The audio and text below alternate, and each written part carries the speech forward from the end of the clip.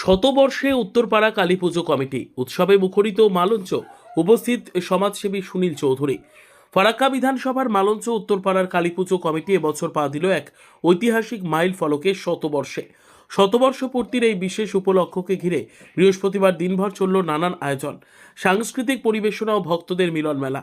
সকাল থেকেই সমগ্র মালঞ্চ উত্তরপাড়া এলাকা ভরে ওঠে উৎসবের আমেজে।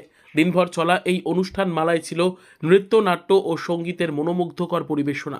স্থানীয় শিল্পীরা যেমন তাদের প্রতিভা প্রদর্শন করেন, তেমনি বাইরের নামী সাংস্কৃতিক দলও অংশ নেয় এই আনন্দ উৎসবে। পুজো কমিটির উদ্যোগে এলাকার বিশিষ্ট ব্যক্তিদের সম্বর্ধনা প্রদান করা হয়। উপস্থিত ভক্তদের মধ্যে ছিল উৎসাহ ও আনন্দের ঢেউ। তবে দিনের বিশেষ আকর্ষণ ছিলেন ফারাক্কা বিধানসভার বিশিষ্ট সমাজসেবী, গরিব দরদি জননেতা সুনীল চৌধুরী। তিনি নিজে উপস্থিত হয়ে শতবর্ষ পূর্তি অনুষ্ঠানে অংশ নেন এবং কালী পুজো কমিটির পাশে থাকার আশ্বাস দেন।